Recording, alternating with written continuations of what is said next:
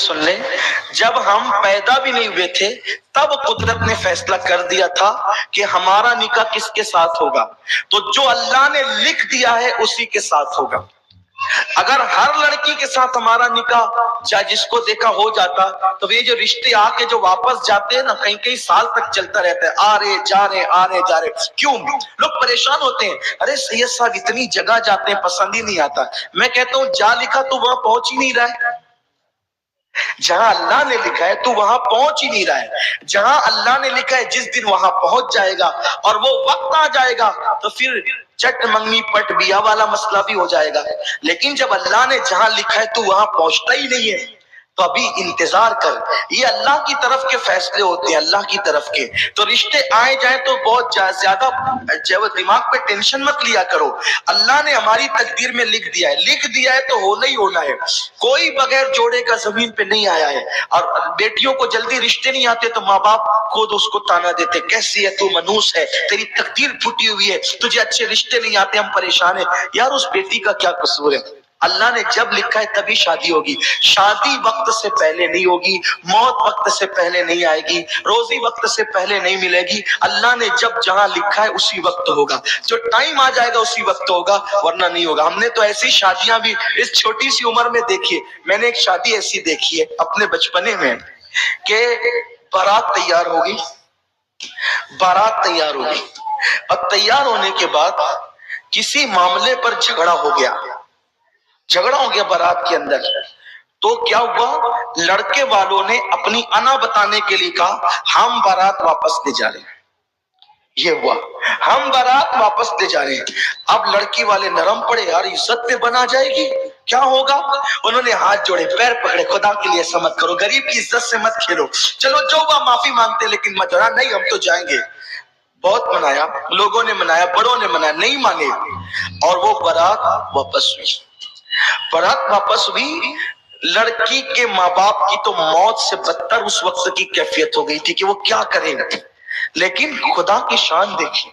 اب وہاں پہ سب رشتہ دار رو دو رہے ہیں کہ اب مہمان آ رہے ہیں کہ کیا جہیز تیار ہے، کیا کریں گے؟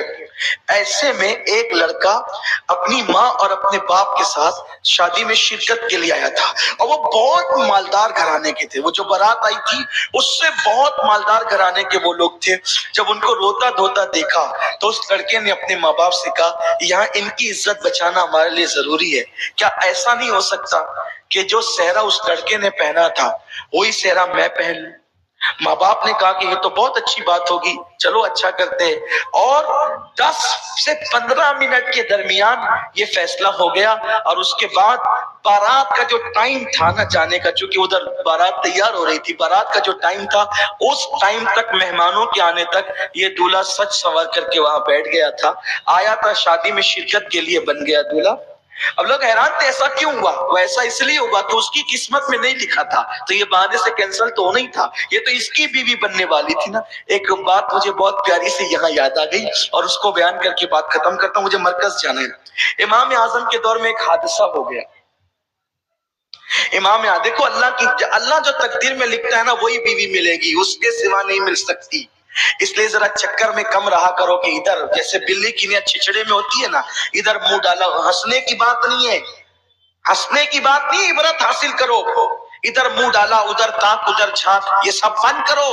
اسلام کا قانون نہیں ہے، اسلام اس سے منع کرتا ہے، کسی کے گھر میں جھانکنے سے اسلام منع کرتا ہے۔ تاک جھانک بند کرو۔ گلیوں کے اندر سائیکل لے کر کے گھوما تو ادھر منہ ڈالا، ادھر دیکھا، کوئی کام نہیں، گاڑیاں لے کر زبردستی پھر رہے ہیں، سائیکل لے کے زبردستی پھر رہے ہیں۔ اللہ نے جو تقدیر میں لکھا ہے سنو، اگر شادی سے پہلے بدکاری کرو گے تو پھر پاک بیوی نہیں ملے گی۔ قرآن اللہ کے رسول فرماتے کما تدین تدان، تم جیسا کرو گے ویسا ہوگا۔ لیکن اگر کوئی بدکاری کر چکا، علماء سے سنا، بیان سنا اور سچی توبہ کر لے، پھر اللہ توبہ کرنے والوں کی توبہ کو قبول کرتا ہے اور اللہ انہیں پاک دامن بیویاں بھی عطا فرماتا ہے۔ تو توبہ کر لو گے تو پھر محفوظ ہو جاؤ گے، توبہ نہیں کرو گے پاک دامن رہو۔ حضرت امام حسن پاک کہتے ہیں نا، امام حسن پاک کا قول ہے اگر تم چاہتے ہو بیوی پاک دامن رہے تو تم پاک دامن بنو، تمہاری بیویاں خود ہی پاک دامن ہوگی۔ اگر چاہتے ہو بیٹیاں پاک دامن رہے تو تم پاک دامن بنو، تمہاری بیٹیاں پاک دامن ہوگی۔ اگر چاہتے ہو کہ بیٹے پاک دامن رہے تم پاک دامن بنو، تمہارے بیٹے پاک دامن ہوں گے، تمہاری نسلیں پاک دامن ہوگی انشاءاللہ اگر تم پاک دامن رہو گے تو جو تقدیر میں لکھا ہے وہی ملنے والا ہے، اس سے زیادہ نہیں، اس سے کم نہیں۔ امام اعظم ابو حنیفہ رحمت اللہ تعالی علیہ کے دور میں ایسا ہوا کہ دو بھائیوں کے ایک ساتھ شادی ہوئی، دو بھائیوں کے ایک ساتھ شادی ہوئی اور اتفاق سے دو بہنیں بھی وہ تھی، ادھر دو بھائی ادھر، ایسا ہوتا ہے نا دو بھائی دو بہن ہو گئی۔ اب وہ دونوں بہنیں آئی ادھر سے اور یہ دو بھائی، شادی ہو گئی تو اتفاق ایسا ہوا جب حجرے میں پہنچانے کی بات آئی تو عورتوں کی گڑبڑی کی وجہ سے اور دلہنیں تبدیل ہو گئی، دلہنیں تبدیل ہو گئی، یعنی اس بھائی کا جس سے نکاح ہوا تھا اس کی بیوی اس کے ساتھ چلی گئی اور اس کا جس سے نکاح ہوا تھا اس کی بیوی ادھر چلی گئی۔ جب اب رات تو گزر گئی، صبح ہوئی تو صبح ہونے کے بعد یہ بات کھل گئی کہ بھائی وہ جو عورتوں کی کوتاہی کی وجہ سے دلہن تبدیل ہو گئی، اس کی اس کے ساتھ چلی گئی، اس کے ساتھ چلی گئی۔ اتفاق سے اس ولیمہ میں امام اعظم بھی موجود تھے، امام سفیان ثوری موجود تھے، امام اعمش موجود تھے، امام حماد، یعنی بڑے بڑے اس دور کے اکابر، یعنی کتنے بڑے گھر میں شادی رہی ہوگی وہ کہ امام اعظم جیسے لوگ اس ولیمے میں شریک ہوئے ہوں گے۔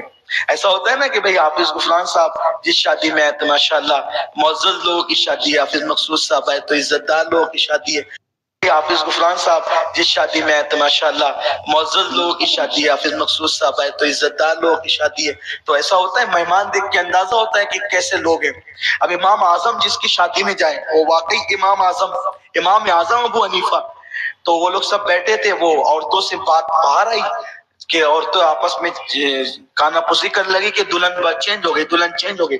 اب عورتوں کو بات پتا چلے تو وہ چھپنا کب تھی، تو سب اب ہر دور کی عورت تو عورت ہی ہوتی ہے اور ہر شہر کی عورت عورت ہی ہوتی ہے، خوب چیخ پکار ہونے لگی اب کیا ہوگا اب کیا ہوگا۔ مردوں نے امام سفیان ثوری سے اور دیگر ائمہ سے کہا کہ یہ جو عورتیں تبدیل ہو گئی کہ کیا کریں، وہ کہا کہ تبدیل ہو گئی تو کیا کریں، اس کے ساتھ کر دو، اس کے ساتھ کر دو، جو جس کے ساتھ تھی اس کے ساتھ کر دو، کیونکہ یہ غلطی سے وہ جان بوجھ کر تو ہوا نہیں۔ اب بھائی فتویٰ دینا ہی بہت اہم نہیں ہوتا ہے، فتوے کو دیتے وقت یہ بھی تو سامنے رکھنا ہوتا ہے کہ اس فتوے کا اثر کیا ہوگا۔ اصل بات یہ ہے کہ چلو ٹھیک ہے جو جس کی بیوی تھی اس کے پاس پہنچا دو، غلطی سے ہو گیا تو کیا کریں گے۔ بھائی دو بہنیں ہیں، دو بھائی ہیں، ایک گھر میں رہتے ہیں، اب اس نے اس کے ساتھ رات گزاری، اس نے اس کے ساتھ رات گزاری، اب اس کو پھر اس کے پاس بھیجے، اس کو اس کے پاس بھیجے، تو یہ زندگی بھر ایک دوسرے سے نظریں ملا سکیں گے؟ دونوں بھائی ایک دوسرے کو دیکھ سکیں گے؟ کیونکہ یہ تو اس کی بیوی کے ساتھ گزار چکا ہے رات، وہ اس کی بیوی کے ساتھ رات گزار چکا ہے۔ تو گھر والوں کو تھوڑا سا طرح کہ بھئی چلو ٹھیک ہے جو بیوی جس کی اس کے پاس رہے گی، لیکن یہ رات کہیں اور گزار چکی ہے اور وہ ساری زندگی نظر اٹھا کے ایک دوسرے کو دیکھ سکیں گے، کیا کریں گے؟ لیکن اس محفل میں خوش نصیبی ان کی یہ تھی کہ ہمارا امام امام الائمہ، سراج الامہ، کاشف الغمہ، نعمان بن ثابت، جس پر فقہ کو ناز ہے، جس پہ اسلام کو ناز ہے، جس پر مصطفیٰ جان رحمت کو ناز ہے، وہ امام اعظم ابو حنیفہ فرماتے ہیں یہ فتویٰ تو اپنی جگہ ہے کہ ہر عورت اپنی شوہر کے پاس چلی جائے، لیکن کچھ سماج کا بھی تو معاملہ ہے، کچھ گھریلو بھی تو معاملات ہے۔ ایک کام کرو، دونوں دولہے کو میرے پاس بلاؤ۔ وہ دونوں دولہے آئے، آپ نے اس سے پوچھا تو نے جس کے ساتھ رات گزاری وہ تجھے پسند ہے؟ اس نے کہا ہاں۔ دوسرے سے کہا تو نے جس کے ساتھ رات گزاری وہ تجھے پسند ہے؟ اس نے کہا ہاں۔ فرمایا اب ایک کام کرو، تم کو یہ پسند ہے جس کے ساتھ تم نے رات گزاری، تو یہ جو تیری بیوی تھی تیرے نکاح میں تھی، تو اس کو طلاق دے دے، اور تو اس کے ساتھ نکاح کر لے جس کے ساتھ تو نے رات گزاری، اور تو اس کو طلاق دے دے اور یہ اس کے ساتھ نکاح کر لے جس سے رات گزاری۔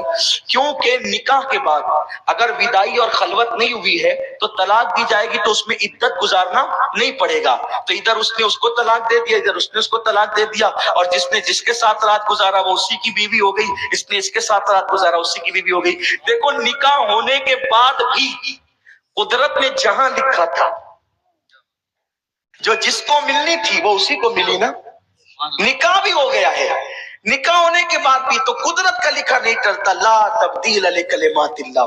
तो और लड़कियों को अगर रिश्ते लेट आते हैं वो बहुत बेचैन होती है कि अरे मुझे रिश्ते नहीं आ रहे हैं, फिर वो कभी कभी गलत कदम उठाती है। लड़के भी उनका अच्छा रिश्ता नहीं होता, बहुत फील करते हैं, अरे यार जो देख के जाता है फिर ना कह देता है, मेरे अंदर कमी कैसे, ये सब बताएं।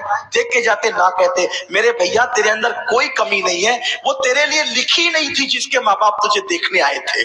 मेरी बेटी तेरे अंदर कोई कमी नहीं है, वो तेरे लिए लिखा हुआ नहीं था जिसके लिए जिसके माँ बाप तुझे देखने आए थे। अरे जिस दिन लिखा हुआ आ जाएगा फिर उस दिन नहीं भी देखेंगे तो भी तेरा निकाह हो जाएगा। तो इसलिए अल्लाह के फैसलों पे राजी रहना चाहिए और अपनी बेटियों का निकाह वहां कीजिए जो लोग नबी पाक के वफादार हों। जो नबी का वफादार नहीं वो आपकी बेटी का भी वफादार नहीं हो सकता।